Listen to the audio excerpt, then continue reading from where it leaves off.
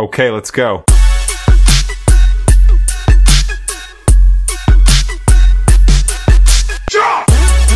আসসালামু আলাইকুম প্রিয় দিনদার ভাই ও বোনেরা, আমার মুসলিম বন্ধুরা, আমি আজকে আপনাদের সামনে একটি আমাদের প্রিয় নবী হযরত মুহাম্মদ সাল্লাল্লাহু আলাইহি সাল্লামের এবং তার সাহাবীদের নিয়ে 20টি প্রশ্ন করব এবং আমি নিজেই উত্তর করব। যদি এর মাঝে কোনো ভুল ত্রুটি হয়ে থাকে আমাকে কমেন্টস করে জানাবেন এবং ক্ষমার সুন্দর দৃষ্টিতে দেখবেন। আশা করি আমরা মুসলমান হিসেবে এই ছোটোখাটো প্রশ্নের উত্তরগুলো আমাদের জানা উচিত এবং জানা দরকার। এই বিষয় নিয়ে আমার কৌতূহল হলো, তাই আমি ভিডিওটা দিলাম। 1 নম্বর প্রশ্ন হলো, হযরত মুহাম্মদ সাল্লাল্লাহু আলাইহি সাল্লাম কতজন সাহাবা ছিলেন? এখানে সাহাবার সংখ্যা আমাদেরকে দেখাচ্ছে 100, 120, 103, 114। যদি আমি বলার আগে যদি আপনারা কেউ উত্তরটা জানেন এবং মনে করেন যে এর উত্তরটা আমি জানি, তাহলে আপনারা আমাকে কমেন্টস করে জানাবেন প্লিজ। আচ্ছা, তাহলে হযরত মুহাম্মদ সাল্লাল্লাহু আলাইহি সাল্লামের প্রিয় সাহাবাদের মধ্যে কতজন সাহাবা ছিলেন? 1 নম্বর হলো 100, 120, 103, 114 জন। এর সঠিক উত্তর হলো 114 জন। যদি ভুল হয়ে থাকে তাও জানাবেন, এবং সত্য হয়ে থাকলে তাও কমেন্টস করে জানাবেন প্লিজ। 2 নম্বর, হযরত আবু বকর রাদিয়াল্লাহু তাআলা আনহু ছিলেন নবীজির প্রথম সাহাবী। তিনি কোন বংশে ছিলেন? মাখজুম, তামিম, তায়ম, আদি? এর সঠিক উত্তর কোনটি? এর সঠিক উত্তর হলো তায়ম। নাম্বার 3, হযরত ওমর রাদিয়াল্লাহু তাআলা আনহু কোন বংশে ছিলেন? মাখজুম, আদি, তায়ম,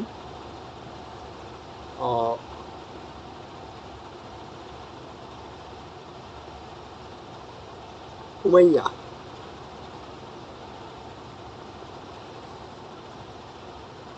আশা করি এটার উত্তরটা আপনারা নিজেরা জানেন। হযরত ওমর ফারুক রাদিয়াল্লাহু তাআলা আনহু তিনি ছিলেন উমাইয়া গোত্রের। এটি সঠিক অ্যান্সার। 5, হযরত আলী রাদিয়াল্লাহু তাআলা আনহু ছিলেন নবীজির কোন সম্পর্কে? নবীজির সাথে কোন সম্পর্কের ছিলেন? চাচা, ভাই, জামাতা, পুত্র? এটা আশা করি আপনারা সবাই জানেন, সঠিক উত্তরটি জামাতা। হযরত আবু হুরায়রা রাদিয়াল্লাহু তাআলা আনহু এর আসল নাম কি ছিল? আব্দুর রহমান, আবু হুরায়রা, আবু সাঈদ, আবু মুসা? এর সঠিক উত্তর হলো আব্দুর রহমান। হযরত ওমর রাদিয়াল্লাহু তাআলা আনহু এর উপাধি কি ছিল? আল ফারুক, আল আমিন, আল হাকিম, আল জাবির? এর সঠিক উত্তর হলো আল ফারুক। নাম্বার 8, হযরত আবু বকর রাদিয়াল্লাহু তাআলা আনহু এর উপাধি কি ছিল? আল ফারুক, আল আমিন, আল সিদ্দিক, আল জাবির? আশা করি এর উত্তরটাও আপনারা সবাই জানেন। সঠিক উত্তর হলো আল সিদ্দিক। নাম্বার 9, হযরত উসমান রাদিয়াল্লাহু তাআলা আনহু এর উপাধি কি ছিল?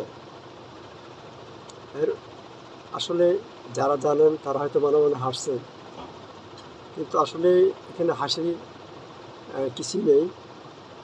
দেখবেন এগুলির মধ্যে আমরা অনেকেই আছে কিছু জানি না। এর উত্তর সঠিক আমরা যখন প্রশ্ন করবো বলতে পারবো না, এটা আমাদের জানা উচিত। আর যারা জানেন তাদেরকে ধন্যবাদ। তাহলে হযরত উসমান রাদিয়াল্লাহু তাআলা আনহু এর উপাধি কি ছিল? আল ফারুক, আল আমিন, আল জাবির, আল জুন্নুরাইন। এটার সঠিক উত্তর হবে কি?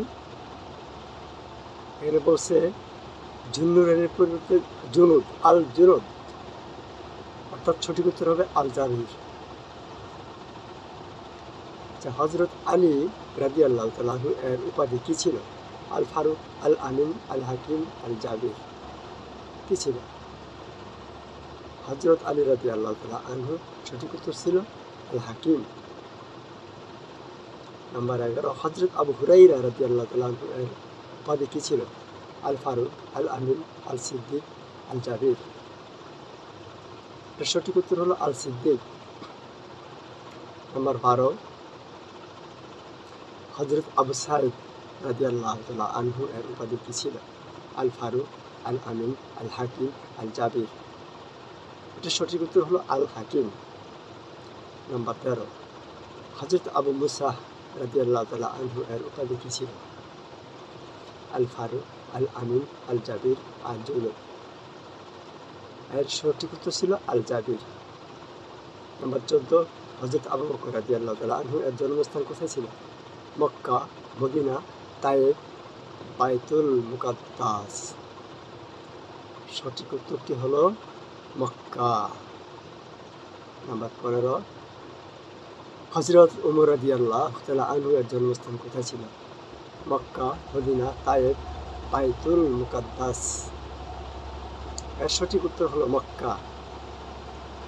নাম্বার 16, হযরত উসমান রাদিয়াল্লাহু তাআলা আনহু এর জন্মস্থান কোথায় ছিল?